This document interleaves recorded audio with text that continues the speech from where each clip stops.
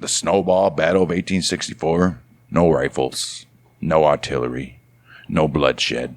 Just thousands of half-frozen Confederate soldiers turning winter camp into the wildest brawl the Army of Northern Virginia ever saw. Happened early 1864. Lee's army went into the winter quarters near Orange Courthouse. Supplies low, spirits even lower. Men who had survived some of the ugliest fighting of the war suddenly found themselves bored, restless, surrounded by fresh snowfall. That was all the spark they needed. Started with a handful of men from the 1st Texas Infantry. They packed a few snowballs, lobbed them at a neighboring regiment.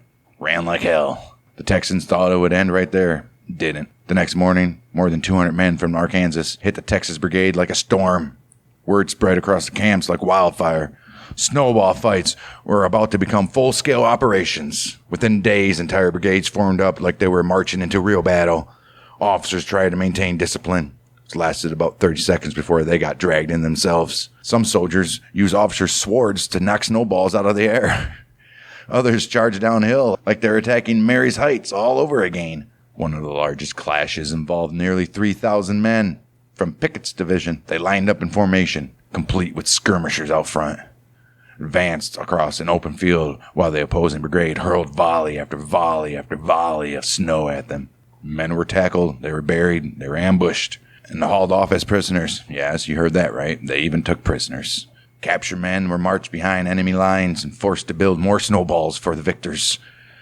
The whole thing lasted hours. At one point, a group of Virginians built massive snow forts and held their ground until a flanking force of Georgians caught them off guard, sent the whole line tumbling.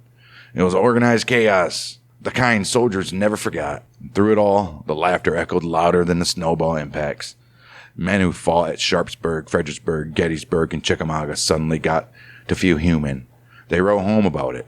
They joked about it. Some even said it was the only time during the entire winter they forgot they were even at war. When the snow finally melted, the army went back to drilling, foraging, and trying to stay alive. In a few months, many of these same men would bleed through the wilderness in Spotsylvania. But in that brief window of the winter of 1864, they were just little schoolboys trying to shake off the cold in the only way they knew how, a little snowball fight. The snowball battle of 1864 did not change the course of the war. No, it did not.